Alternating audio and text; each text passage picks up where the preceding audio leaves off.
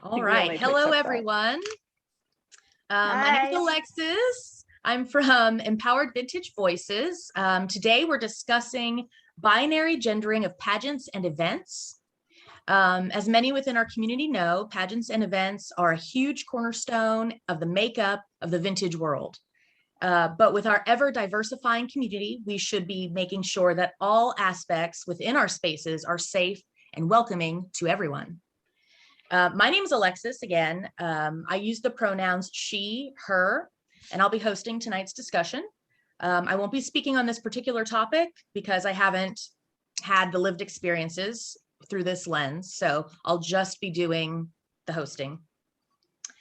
I'm from Texas, and I live on the native land of the Kickapoo, the Humanos, the Tawakoni, and the Wichita.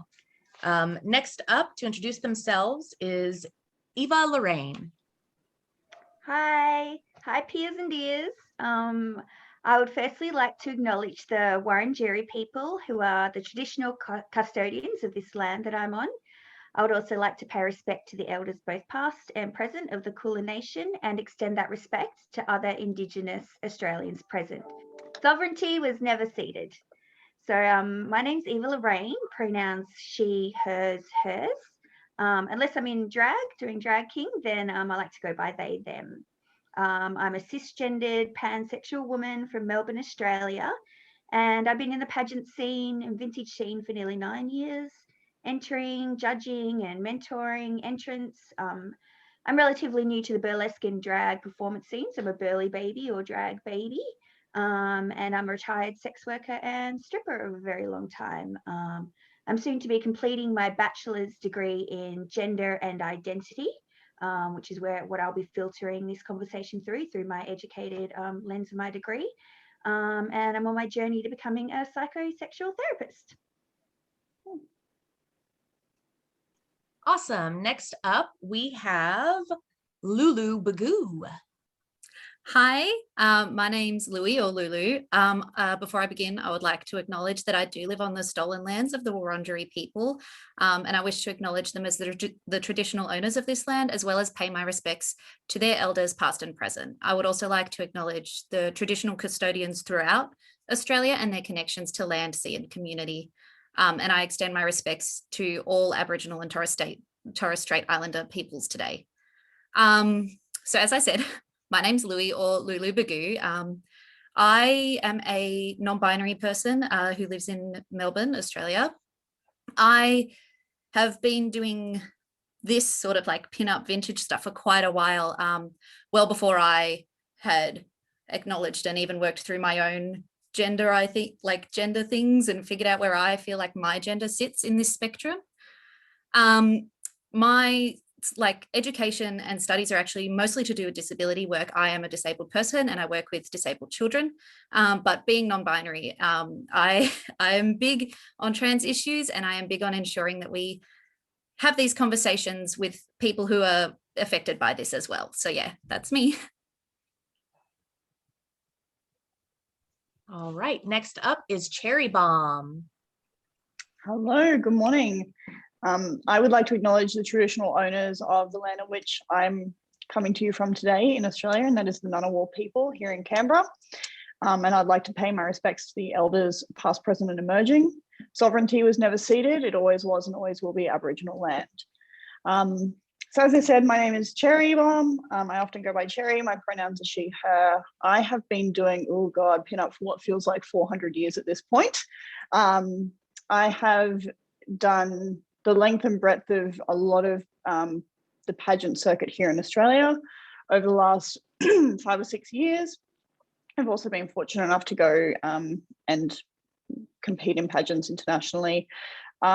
Through that experience, I've even had the opportunity to host and run my own competitions with an emphasis on ensuring gender inclusivity in titles and bits and pieces like that. I have also spent a long amount of time, and I'm currently quite invested in the burlesque and alternate arts community here in Canberra in Australia, working with a lot of non-binary folk, working with a lot of trans folk, and really getting a more complex understanding of the barriers that are systemically in place that as a cisgender female woman, I don't understand and how I can avoid gatekeeping within my own space and work with the community to continue to break down those barriers that we aren't even aware exist. Awesome, thank you. And last but certainly not least, we have Scarlet Aznable. Hey everyone, this is Scarlet Aznable. I'm currently living on Tongva land. Just a little bit about me. I've been into pinup and vintage since about 2015. I've competed in a couple of pinup competitions, won one title. I've long since retired from competing in pinup pageantry. A little bit about myself. Well, first of all, Filipino American, and I identify as bisexual. I received my master's degree in school counseling at Loyola Marymount University. I've been working with high school students, and in my first few years in school counseling, I've been working with and creating safe spaces for LGBTQ plus students. And that's been quite a bit of a huge part of my counseling life, just being an advocate for those who are marginalized. My pronouns are she, her. I do have family members who identify either as trans or non-binary. And I'm also hoping to learn from this panel too, even as a panelist, because I think we got some fabulous folks here with us. And I'm also very excited to also learn a lot more, even from a panelist perspective. Thank you for the opportunity. All right, thank you to all of you and welcome again. Just a reminder, we're here for binary gendering of pageants and events. So I think the first question that we should start with is, what is binary gendering of pinup pageants and just the vintage scene as a whole? And we'll start with you, Eva. Okay, so it's a lot to take in, but we'll start with the most obvious thing, which is the titles, which is, you know, Miss Pageant winner and Mr. Pageant winner, or even the title of the whole pageant, you know, might be Miss this. And this is a misunderstanding of gender and how it operates. It's a miseducation or lack of education on sex and gender. When sex is primarily biological and chromosomal, but it is incredibly complex even at that level. And basically gender is how we are taught or socialized, how our parents are taught and are taught to teach us to act from birth. Or even before we're born, they start to enact this. And it's a set of designated behaviors assigned to our gender. You have a vulva, you're meant to have feminine behaviors, wearing pink, being soft and lovely, cooking, cleaning, nurturing, giving birth, etc. And having a penis or genitals is supposed to mean you're like blue, you're strong, unemotional, you can fight, you like sport and to fix things. And as we know that this is just kind of silly, and that human beings are all shades of being able to do and achieve anything. And it is not only defined by the shape of your genitals. And unlike popular science still teaches us, hormones still have very little to do with influence our behaviors in gendered ways. It's actually very, very minuscule.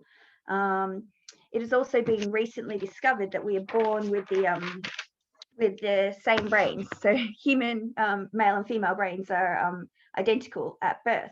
So we have before we're socialized, we're born with the same blank canvas or starting point.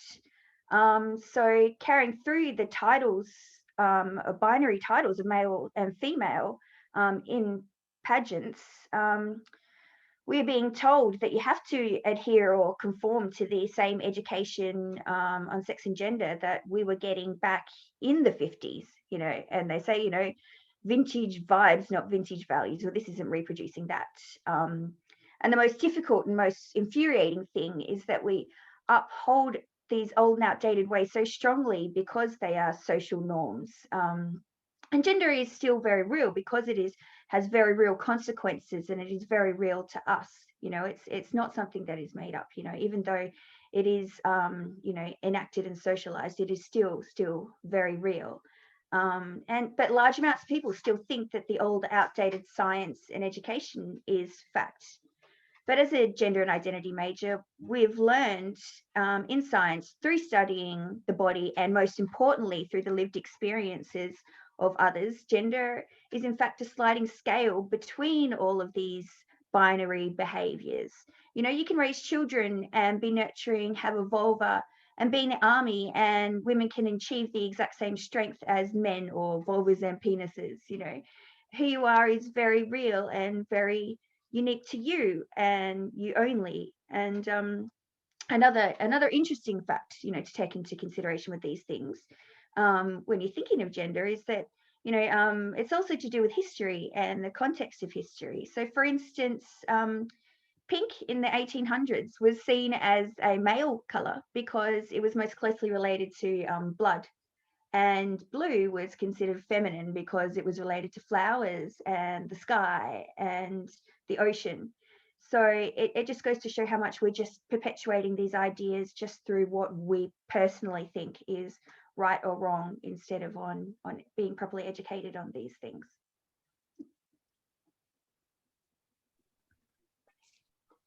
And Lulu, you're up next. Yeah, look, Eva has said a lot of really great things. I think like you've really covered a lot of like how we as a society like interact with gender and everything. I would like to touch on this idea of like gender being real, like it is, but it is also still a social construct in the same way that money is, and money is real, and we have to partake in this social construct in order to live in our society, but it is still a social construct, and so we can sort of make of it what we will.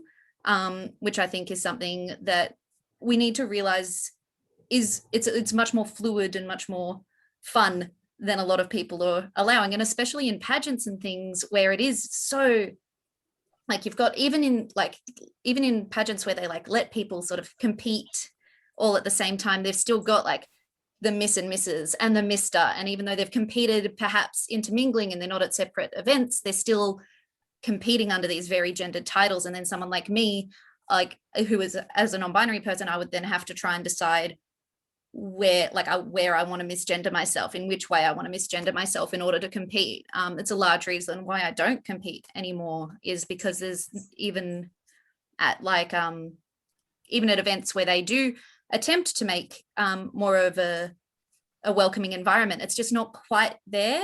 And it's not anyone, like I understand that this is a journey that everyone has to do, and I'm not trying to call people out. It's just that people do need to learn more, I think, about how this works and how it affects non-binary people. There's also like this big thing, I find a lot of events that are like open to like, you know, they still sort of like split the categories like with male and female, and it's like women and men, but it's like women and non-binary people. And it's like, well, non-binary people don't necessarily fit in with that idea of women. And also like not all non-binary people are AFAB, and not all non-binary people are femme. And it's just, it's a bit, it's a good try, but it's not quite there. And it's still what's the word? Sorry, it's the ADHD brain. It still promotes this like idea of transphobia. And I know like a lot of people don't like being told that what they're doing is transphobic, but unfortunately sometimes things are. And it doesn't mean that they're necessarily a transphobic or bad person, but that's what that is. And I think it's something that we need to start being more comfortable telling people like that the actions that they're taking are transphobic, especially in scenes like this where it is so heavily gendered, and the judging is gendered, even if the title isn't. Like if you were to mix like aesthetics, like from like your masculine aesthetics and your feminine aesthetics, then you often do get marked down for things like that because you're not quite true enough or whatever. And I think given that we have come so far, we shouldn't be holding on to these ideas in those small ways that still affect people so greatly. This is, I'm sure we'll come back to this in, and I'll have a lot more to say about it as well. But there's just so many ways that we can degender pageants and the scene in general that we're just not quite getting there with. Yeah, so I think that's all I have to say for now on that, and I'll elaborate more later. Cherrybomb? Yeah, it's a very interesting question, and something that has been, and I'm definitely speaking from my own experience, something that I've seen quite rampant within the Australian pinup community, particularly within the pageant circuit. My most recent experience in a pageant, however, is the first time in 5 years that I've been competing in pageants that people were asked of their pronouns, and people were asked, you know, what is your name? How would you be comfortable? And it wasn't gate kept at the beginning. And I think when we talk about binary gendering of pinup and in pageants in the vintage scene, there's very little cognition outside of cisgender roles. And because we're working within the vintage community, it's very easy for that to continue to be the gate in which people are not allowed in or do not feel welcome, or as you were saying, are at risk of being misgendered. And it's like, well, how misgendered do I want to be today? It's really, really difficult thing. However, it's such a small fix. But the thing is, the lack of information within the community and the lack of people who are standing up and saying, hang on one second, no, there are other people here who deserve to be heard and deserve to be seen within this space. That is what I think is continuing to really solidify within this cisgendering of the pinup community and in the vintage scene. These typical roles and typical images that we're seeing of, you go to a vintage pageant and you'll see dancing, and that dancing is all photographed to be male, female, presenting what their identity is. It's hard to ascertain from an image, but that image is continued to be pushed and pushed and pushed and pushed. Not once have I ever seen a pageant or a photo or a promo of anything that's put forward as two women dancing. And as a bisexual woman who has an incredible girlfriend who I'm very excited about in a polyamorous relationship, yeah, I see you. It sort of solidifies that, oh yes, this is a problem. Oh, this is not correct because they're two women. And I think until we can start seeing the action, how much information is out there in the community, we're going to continue to hit up against these walls of very solidified gender bias. That's my opinion. Yeah, totally agree with you. Scarlett? Yeah, just to add my 2 cents, just from what I have observed, just being in vintage spaces and within the pageantry scene, is because I feel, just from what I've seen, that there is no education, and people are coming into these events not knowing the difference between sex and gender, and just kind of looking at everything from a cis perspective. Again, Eva summed it up very well with the titles of Miss, just some of the marketing and the imagery presented in the pinup scene of what does an ideal pinup girl look like. And a lot of these contests are framed around this heteronormative kind of image of what a pinup girl looks like. And that's just kind of what I've just seen, how gender is kind of assumed within these vintage spaces. And just kind of also sometimes just looking at the rules, just how gender they seem, and just kind of how assuming they are. Oh, your queen of the car show, she does this and that. She does this and that. And it's also just a reinforcing of a lot of gender rules and a lot of gender expectations. And also, I'll probably get into this more as we kind of roll along. A lot of even the questions that the judges pose to the pinups and pageantry are also very heteronormative and very assuming of gender as well. So that's just from just what I've seen, just how gender is very much presented, and it's presented it's very presented at these pageants and events just from a cis perspective. But hey, it's 2021. Whatever you're watching this presentation at, we know so much more, and let's just expand that. And just to jump on with what Scarlett just mentioned there, it sort of triggered something off. I think the continuing narrative of miss, and miss seems to be the really, everyone is a miss. It's miss this or miss that or miss this or whoever pageant. I think that really also solidifies a negative archetype of what we expect a miss to be. And it's continuing this fallacy or ideology around this is what miss looks like, and this is the box in which this fits in. And if you don't fit inside that box, thank you for trying. Have a nice day. So I think that in on itself is really negative and can be quite damaging. And of course, you know, if you are a non-binary person and you don't identify with this little box, not only are you not going to feel welcome in that space, well, you're never going to want to push through that barrier because you look at that box and it's like, well, I don't fit.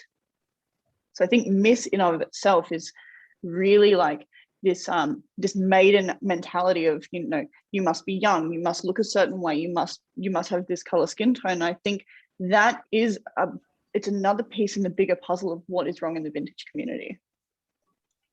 Yeah. Sorry. As a non-binary person who did compete, I used to compete quite a lot.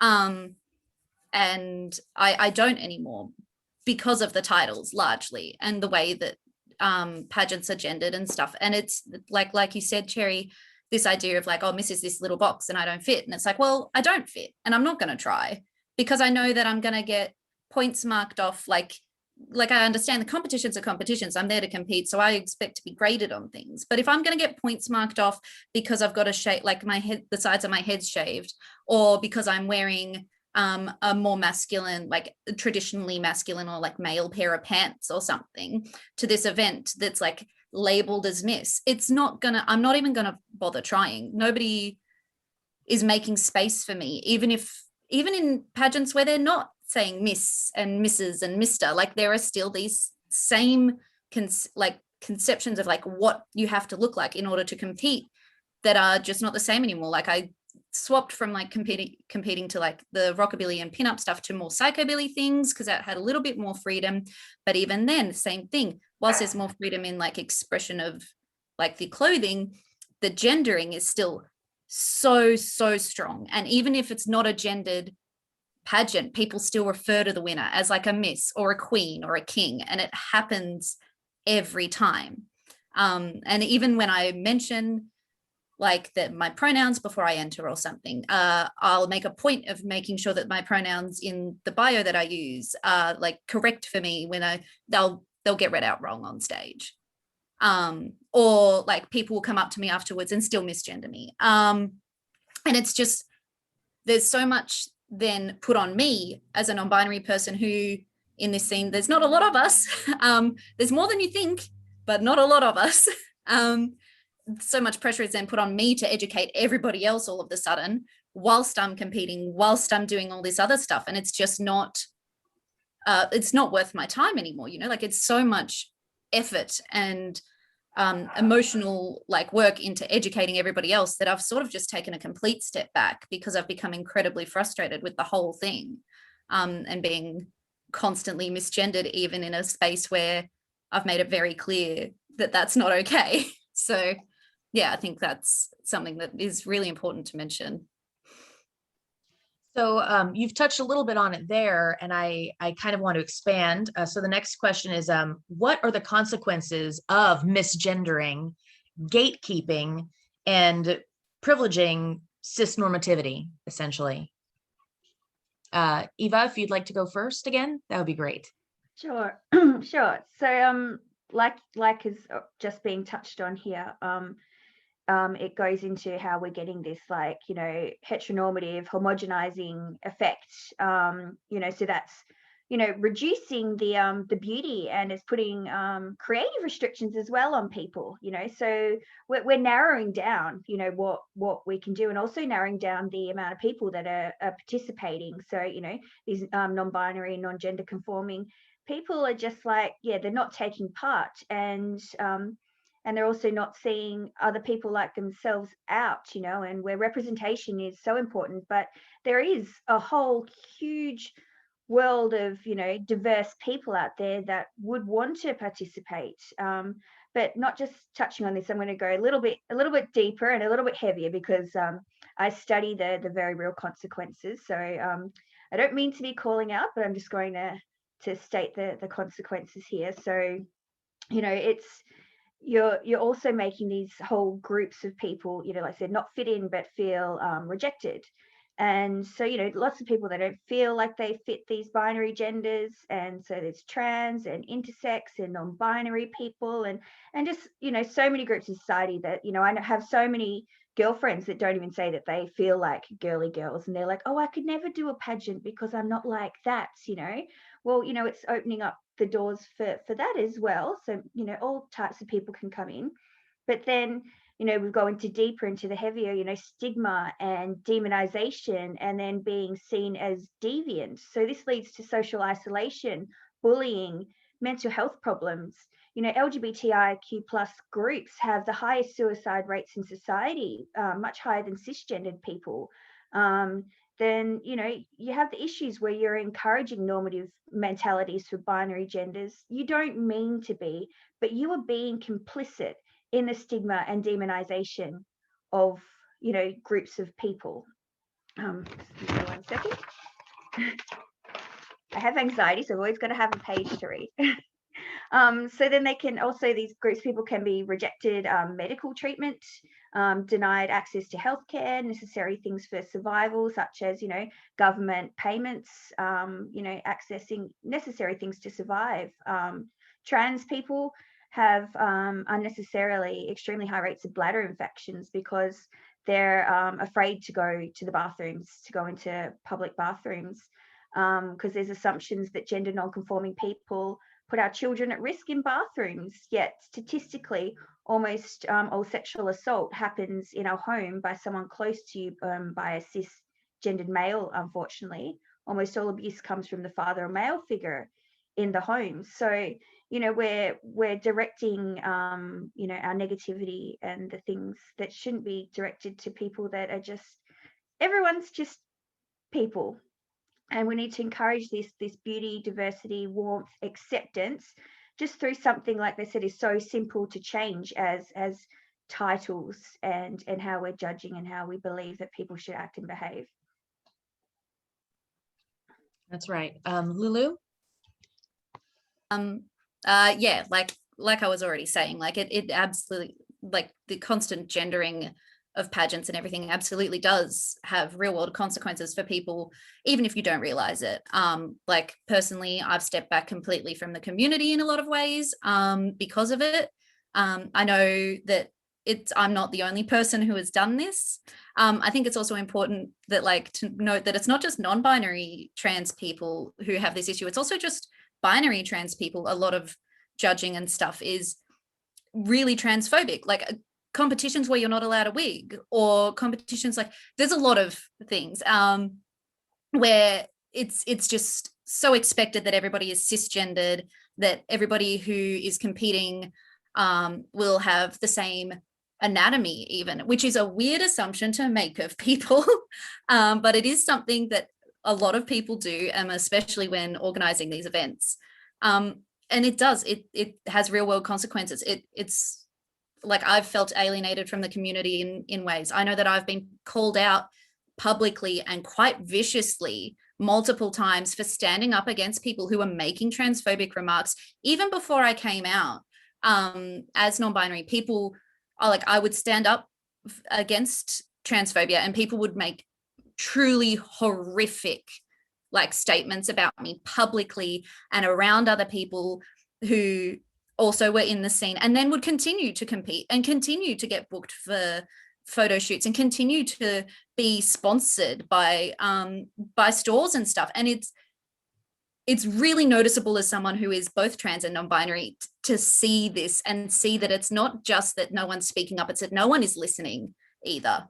And it has a huge, it it really affects us in a lot of ways. And when the only people who are really making the loudest noise are trans and non-binary people, obviously you guys are like, I'm so sorry that like you guys are doing really great work, and I'm not trying to like call any of you out. You're not doing anything, like at least in this call, in the way that I know you, you haven't done anything specifically wrong. But there are so many people who will purport to have these like anti-transphobia views, and then they still continue to perpetuate transphobia. It's, I think, really important that we notice that also having like being anti homophobia and stuff is not the same as being anti-transphobia. Like not all trans people are queer, like in their sexuality. There are straight trans people as well. And so it's really important to like separate heteronormativity and cisnormativity and realize how like, yes, they're both oppressive systems, but they do affect people differently as well. Yeah, so having these binary genders and also just like super gendered pageants with super gendered rules, it excludes so many of us. And like Eva said, trans people are killing themselves at an incredibly high rate. And unless we start making really huge and really noticeable steps towards including us more, it's going to keep happening. We can't change the narrative unless we take it over and decide what is and isn't okay and make that known. Yeah. Cherry? Yeah, look, I'm so into this conversation because there's so many really important things that are being put out there and really put on the table. And I think as a community, we need to really stand around and take a hard look at ourselves, because we've really contributed to some really horrific places to be for some really marginalized people within the community. I think when we talk about consequences of misgendering and gatekeeping and you know, this abhorrent like cisnormality within this space, what we're really pointing at here is, yes, there are consequences, but consequences is something that happens after the fact. You've already made a mistake and we've got a consequence. I think if we really are interested in making a shift and interested in making a change, we need to be aware of the consequences of our past and act in accordance with that not happening again. And that is not currently happening. We know that gendering pageants really, really, really reduces anyone's likelihood to enter anything who sits outside the norm. Very inverted commas there, because define normality, I'll wait. It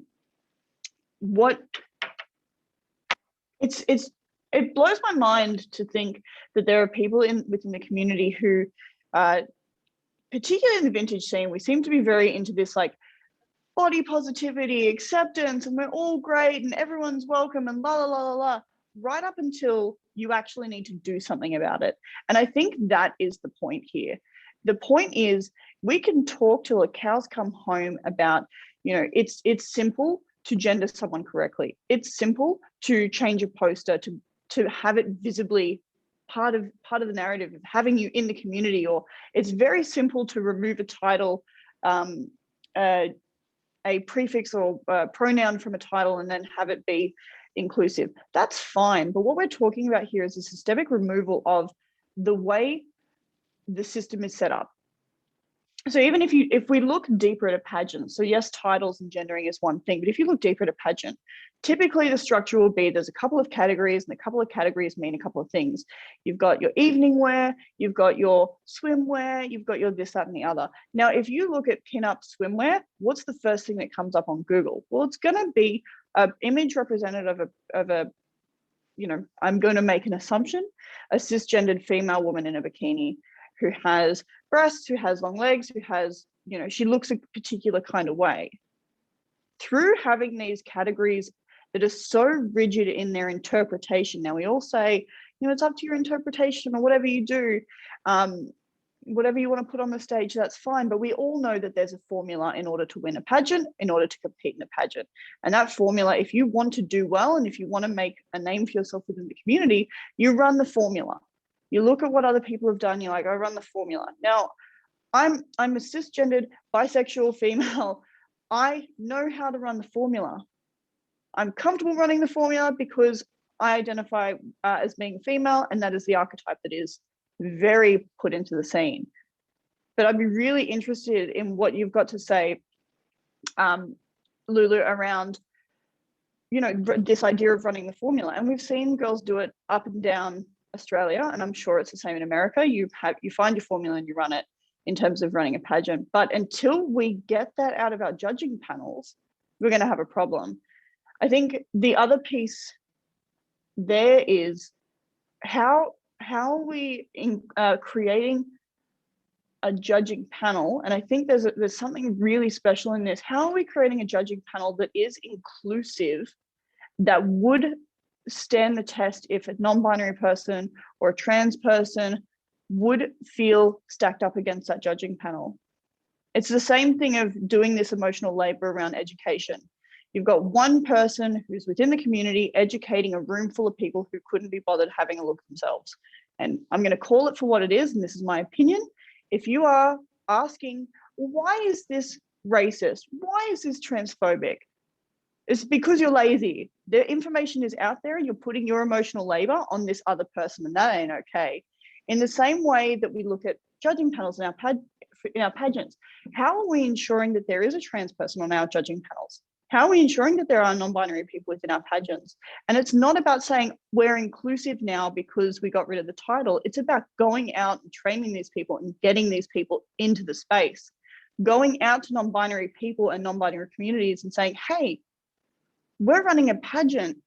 We really want you folks to be involved. But what are the barriers that you see within this space that's stopping you from entering, and hearing them and making the action from there? That's where it is. I ran a competition off the back of an event I was affiliated with a couple of years ago. I was very excited. Second time it ran, and the first time we ran it as best dressed, and the second time I was like, oh, I've got more time on my hands. I can get a sash and I can do the thing, and it would be very exciting. And I know people take home with them. And I was like, oh, what do I call it? And I'm very fortunate to link in with a non-binary pal of mine and said, hey, how like, should I be using mix? Is that appropriate? What's the pronoun? And they turned around and said to me, well, why got to be pronouns for? And I was like, oh, of course. So actually going to the people with the information and who are experiencing these struggles and barriers and systemic blockout and gatekeeping, and asking them, what's the change that you need from us? Because we can change whatever we need to change to make it so you are comfortable and confident in coming into these spaces and are feeling welcomed.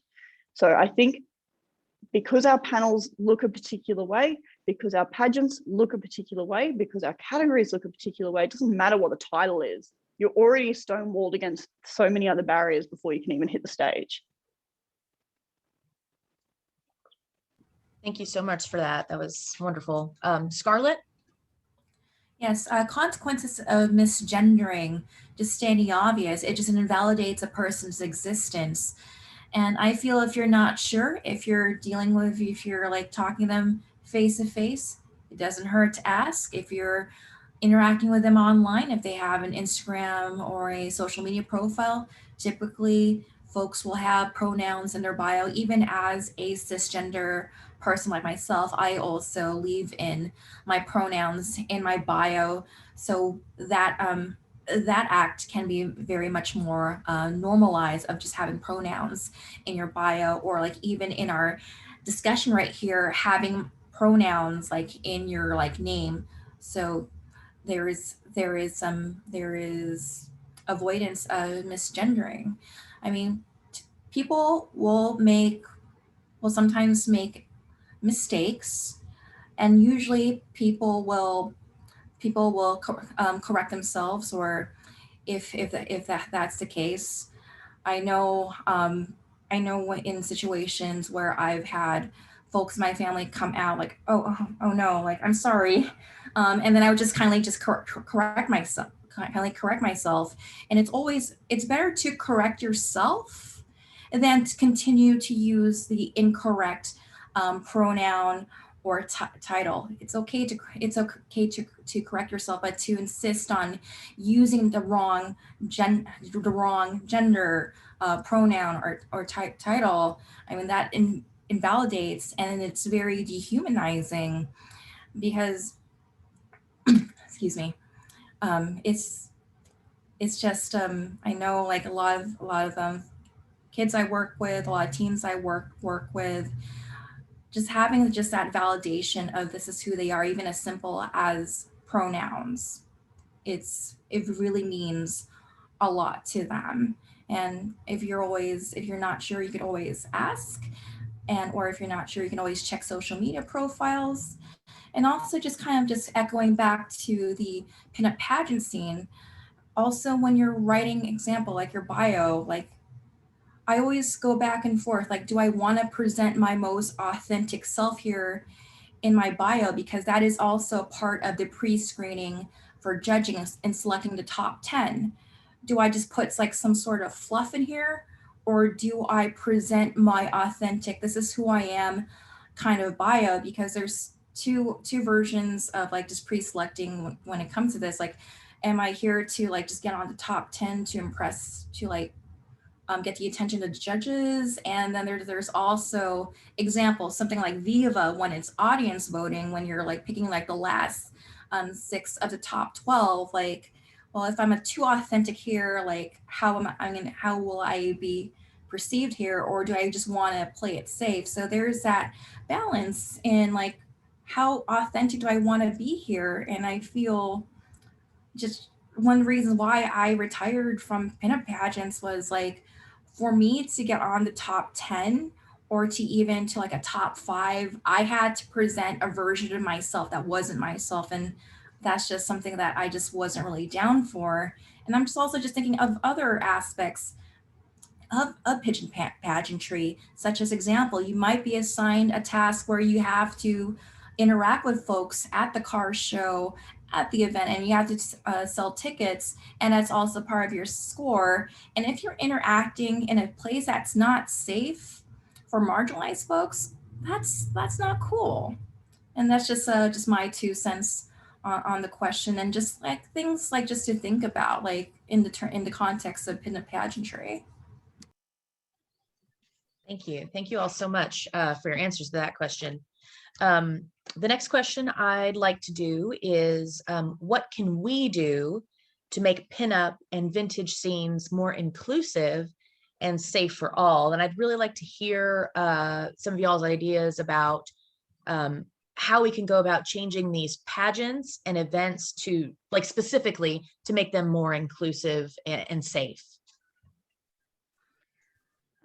Yes, so I'm going to start with self before pageant. Like you said, we've got to get into the systemicness of what's happening, and you know, are you in yourself perpetuating these ideologies, and have you been in the past? And you know, me, I am a freaking cliche. You know, I've taken out titles and then I look back and I realize, hey, I'm white, I am blonde, I have the long legs, you know, I am, you know, always conformed to my gender. I always identified with it very strongly. You know, pink was my favorite color, you know, so I was able to check these lists, you know, and then it's only been very recent for me, you know, in the past couple years that I've really started to acknowledge and be aware of where I was, excuse me, you know, conforming to these ideologies and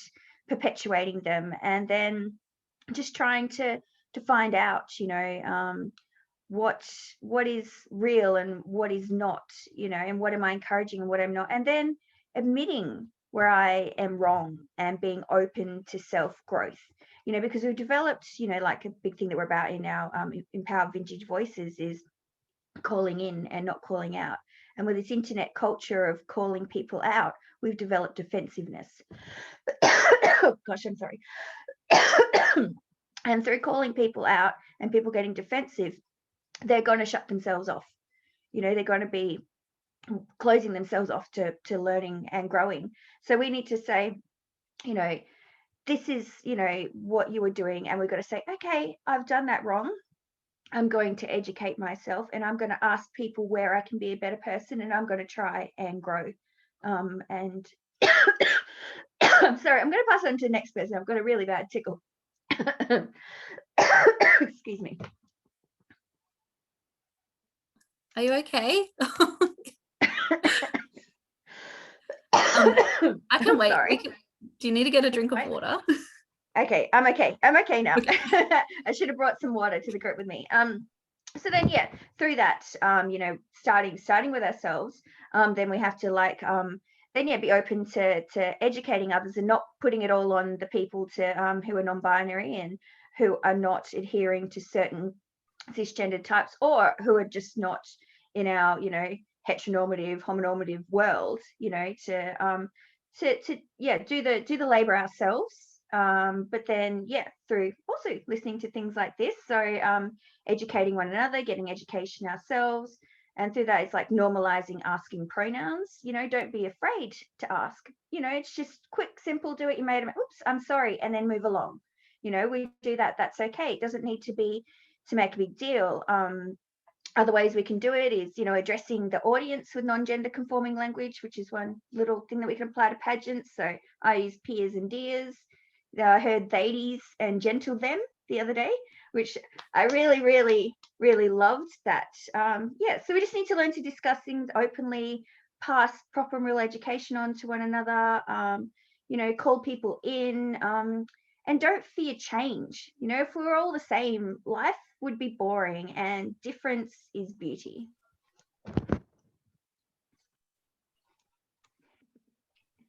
Lulu, that's you. So there's, I think, a lot we can do. Obviously, I've gone through a lot of the things that I think can be done. Some of them are really easy. It's really very easy to degender a pageant. We already have degendered pageants when we do a best dressed or anything for children. They already are they're not gendered, and it's real easy to just take that formula and like throw it up onto the adults as well, because none of it is like inherently infantilizing. So it's real easy to degender a pageant. And I think that is absolutely step one, is to just like look at a best dress and go, cool, that was really easy. Let's just do that. I do think that degendering the scoring, like Cherrybomb was talking about earlier, it is something that like there is a formula and there is a certain way to do it, and it's super gendered, and working on degendering that is a really important thing. Ensuring that you're doing that with other trans and non-binary people, and ensuring that like you are also doing the work yourself to figure that out. I think that there's a lot of importance like for like getting voices from the marginalized groups that you're trying to include, but it is important to do your own research and do your own stuff too, because we are tired. We do this all the time. Like I've been a queer activist my whole life, and I'm lucky in that that's sort of like something that I enjoy doing, because if I didn't enjoy doing this, I would be forced into it anyway, just by nature of being non-binary, which is ridiculous. It shouldn't be left up to just people because of their identity to have to educate you. So I think it is important that we take a step back and acknowledge where we need to educate ourselves in all areas, not just in terms of cis normativity in that. I think, like Eva was saying about being called out or called in and defensiveness, I do think it is important that the only people calling out transphobia are not just trans people, and that when we do call it out, that we're backed up as well, because the people it hurts is us. And so maybe we will talk out first, but because we notice it first. But once someone is saying it, it's really important that we get backed up by other cis people, because otherwise it is just us getting hurt over and over and over again. It feels like nobody's listening. It's all well and good to say, I don't stand for transphobia, but then if you're not listening to us when we're telling you someone is transphobic, it's not good enough. There's a lot we can do there. I think changing the formula for winning and stuff is really important. I know I've played into the formula before. I know that I have even purposely misgendered myself in order to be in a pageant and compete, because I was like concerned about whether or not I would even be selected if I was honest about my pronouns and stuff. So there's a lot of stuff where we really do need to properly look at, even if you are not making it a hostile space, are you making your pageants a welcoming space? And are you explicitly doing so, not just saying this is welcoming? Are you showing me that it's welcoming for me? Are you ensuring that you are degendering the like the advertising around it? Are you ensuring that you are not making me disclose my gender identity, that you are asking me for it? You're not forcing me to do the work. You are doing the work for me. Because if you want me to compete in your stuff, you're going to have to show me how I'm welcome. I'm like, I know I'm not the only one. I am so done with trying to carve out welcome spaces for myself. So I need more from other people at this stage. It really does come down to like a lot of cis people just not doing enough, and thinking that saying that they're not transphobic, or saying that they'll stand up for trans people, or that trans people are welcome is enough, because it's not enough. You have to show us that we're welcome. Yeah, sorry, I know that I get very heated about this, but it is something that I am very tired with. So sorry. No apologies needed at all. This is the space for doing what you're doing. So Cherry, you're next. Yeah, look, I really hear a lot of what Lulu's saying. It's so hard to watch people who are non-binary or trans or whatever otherized margin of the community have to continually do the work of people who are not taking accountability for it. And I think the big overarching theme that I'd say needs to shift within pageants and the vintage scene ultimately is these performative measures versus actual genuine action and accountability. I think there's a lot of like performative nonsense that goes on, like, oh, we're all inclusive and we welcome everyone, but you know, like you just said, show me. You can say it till the cows come home. I'm not going to believe you until you show me. And I think there's a lot of ways in which we can move systemic barriers or make change and chip away and chip away and chip away that's going to show the outcome. I think if we talk through a couple of areas, and I've written some notes because I was getting a bit scattered. If we talk about the application stage, I think, you know, actively, you know, hearing in this conversation that you've actively misgendered yourself in order to be ruled in, that says to me that there's a problem with our application stage. So I think one thing that's happening within the Australian community, within the burlesque scene, is Miss Burlesque Australia. I'm not sure if any of you are familiar, but after the controversy that went down with Scarlet Aznable appearing on Drag Race Down Under, Scarlet Aznable had their title removed from them based on some really horrible racist incidents and xenophobic incidents that went down, and had their title stripped from them as the winner of Miss Burlesque Australia, whichever year it was, I can't remember.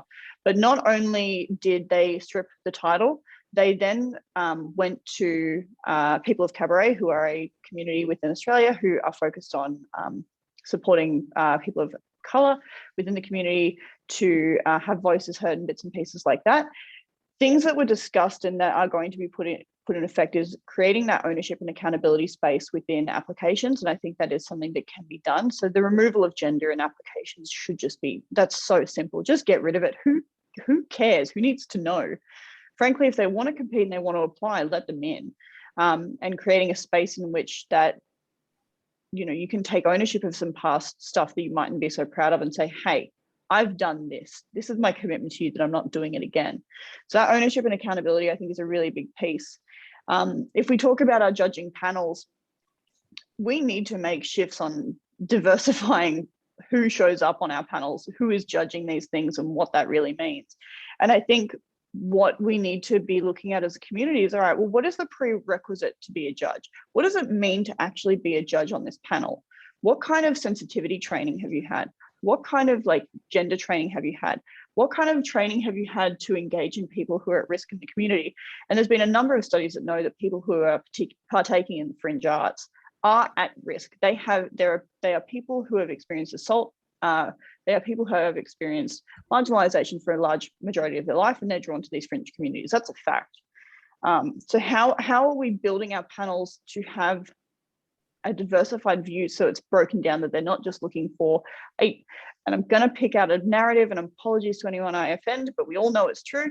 They're not just going to pick a tall, leggy blonde with great boobs who's really conforming to their gender to win a pageant. You know, like how are we systemically breaking that down? I think as well, not only should we be instilling training and support and some guidelines around what it means to actually be a legitimate judge that is inclusive. What is our commitment to visibility within these panels? So how are we bringing trans or non-binary folk or LGBTQI folk or people of color into these panels to represent? Like, you will act in spaces in which you feel visible. And I think that is really missing at the moment in the space. And I think another piece that factors in, and we don't often think about it as much as we should, and we really need to, is affiliations. So a lot of pageants that become sponsored, or, you know, they're at particular venues or at particular events. What is the affiliation of that particular event? What is that saying in relation to, you know, your brand or the ethics or the values or the morals that tie into the pageant? Does that align with the community that you're trying to support and bring in? So if you're holding a pageant at a venue that is notoriously transphobic, you are signaling out to the community, hey, we don't give a shit. So how are we breaking that down? What does that mean? And it's really simple stuff that we can be doing to, like, make sure we're not signaling the wrong things and we are actually including people. I think as well, in terms of selection, we need to be inviting people, not just waiting for applications to roll in and seeing who comes in. Invitations go a long way, and reaching out to communities and saying, hey, or people, and saying, hey, would love for you to apply, please come and get into this pageant. It would be a great thing. Having people feel welcome is not just them showing up. Sometimes you need to send an invite for people to feel welcome and to know that, hey, we're actually taking steps, and this is us taking steps. I think another thing that could be brought in is really simple, really, really easy, that can be done, is also these little guys. Just chuck it on your outfit, bring it into your venues, bring it into your spaces. So this is a pin from Flazeda, which is a LGBTQI performance arts space, alternative performing arts hub here in Canberra. These are available at the door. You walk in, and there's a number of them. This is mine, so I identify she, hers. I stick it on my chest when I go to a class, or when I go to an event, or I do whatever. And there is that signaling that says, hi, these are my pronouns, for people who are strange about it. And it starts becoming more and more part of the narrative of, hey, there are pronouns outside of she, her, he, him. Let's get to it. I just spoke many words. I'm very sorry. Ding. I just thought of something while you were speaking. Also, whilst I've been putting it out there that we've been going to do this discussion panel, I was contacted by some different non-binary people that were saying that they were trying to call attention to different pageants about their gendering of the pageants, and their reactions were really, really quite poor and quite damaging. And so I think that we need to be thinking of if we're entering, what pageants are we entering, what are they supporting as well? If we can try and figure that out, and what we're supporting and who we're affiliating ourselves with, and that mention of diversity training, I think that everybody in the world that's ever doing anything should be doing some diversity training to try and make this world a better place for everybody. Yeah, I couldn't agree more, Eva. And the thinking, and what we support is what's going to continue to get thrown out. They're going to get bigger. There's going to be spurt-offs of it. So if you're supporting a pageant that is very actively problematic, and I know I've been part of them before, and I can stand here and tell you all the things I've heard, all the things I've seen and stood by, before I had come out, before I had realized really the impact of what I was participating in. If you're entering those kinds of pageants, or you have done in the past, particularly if you're entering them now, willfully knowing the damage that they cause, you need to take a long, hard look at yourself, because you are the problem. That's the bottom line. If you have previously been involved in pageants that have been really problematic, don't just shy away from the fact that you were in it. Call it out. Say, yeah, I was in it. I know better now. I've educated, I've learned, and God, I'll never do it again. Scarlett? Yeah, the panelists have just a lot of amazing answers, and I actually have this on my MacBook notes here, just what ways we can like have much more inclusive and safer spaces. And I really think it's also comes from the events that host said pinup pageants. So a while back, I know there was a lot of work being done to remove and ban the Confederate flag from Viva, and just kind of like just decolonials and just kind of removing like symbols, hate speech, or anything that might be offensive to marginalized groups, and just kind of like, okay, how do we just kind of undo these vintage values, like just stuff from the past that's just not so today, it's not so 21st century and beyond. Like, how do we undo those first so we can, so folks can just start to feel safer coming into these spaces. And when I look at pinup contests and pageantry as a whole, I think like just kind of like including specifications and the rules that folks are welcome to apply. I like the idea of just removing what is your gender in the application. I also like the idea of having much more inclusive judges and folks on the board of whomever is like just organizing these events, just to have like a lot of diverse voices in there, allies just speaking up and whatnot. And another thing also to kind of keep cognizant of is also like, at least the pageants that I've entered in, there's always been some sort of theme to it. And I know living in the United States, we like to just really hype up that red, white, and blue patriotic slam dunk kind of vibe here. And I know that's not really what a lot of folks are feeling, especially on the marginalized side, just considering just our history. And I can go into a lot more of that, but the red, white, and blue patriotic theming, it's not really what folks are really vibing with these days.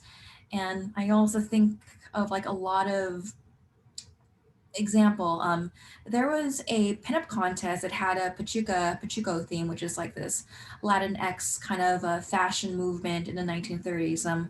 Look it up. It's 1940s, 1950s. Look it up. It's very interesting.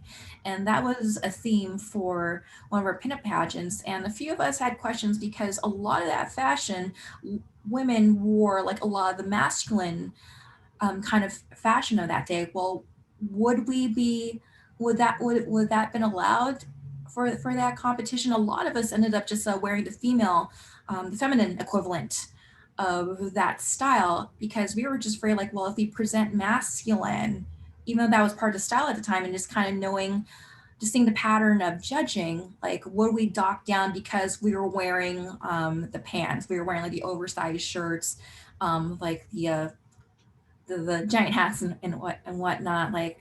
So like, even though like this style was it invited cis women to engage in masculine outfits and pageantry, and then the pageant itself, like, okay, can we present in masculine clothing, or will we get docked? So a lot of us just ended up just presenting feminine in that pageant.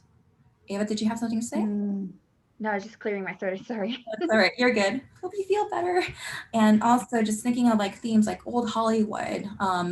Would I be able to go in, example, and something like Marlene Dietrich would wear? She wore like the tuxedos, a very feminine, masculine, just kind of look to it. And anytime there was an old Hollywood theme, we would go, example, the Rita Hayworth, the Marilyn Monroe kind of gowns, the gloves, the very hyper feminine, the very Dita Von Teese kind of style to it.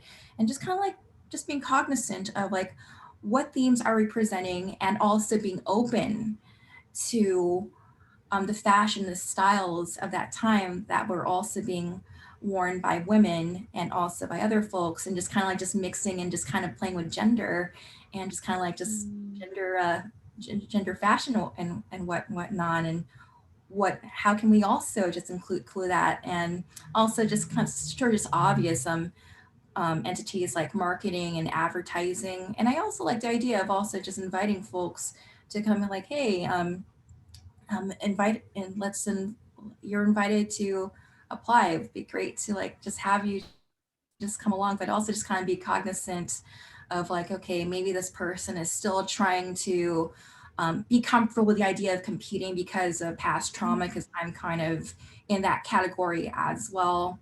And also just thinking like, even just the little things, like things that you don't really think about normally, like, is your official photographer the person that's photographing all the pinups in your contest, or do they also have an inclusive history to it? Because in the contests that I've been in, like we've had photographers who only focus in on certain pinup types, and like are your photographers documenting this and giving the photos to the pinup pageantry entries? Are they also inclusive as well? So just a lot of just things like to like even to like think about, and just what will make pageantry much more accessible to all types of folks. Thank you. All right, thank you all again for answering that question. So the last question we're going to get to for tonight, and this will be about just a quick 1-minute answer. Just in your mind, what would an ideal pinup / vintage scene look like to you? Well, you know, for me, it would just be a completely safe space where any type of person will feel comfortable to compete. And then this would just encourage this incredible amount of beauty and diversity where everyone had the freedom to be themselves. And then we could all just have our minds blown by just this incredible play on gender and diversity in our pageants, you know, showcasing all types of people and ideas.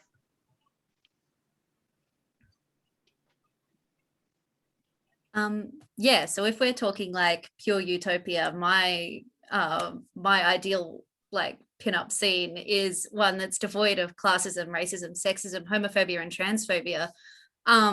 Until we get to that point, I would really love to see more active work fighting against those isms, like because having like I said, just saying it isn't really enough anymore. So having like seeing the active work against that is what would really like make me feel a lot better about the scene as a whole, for now anyway.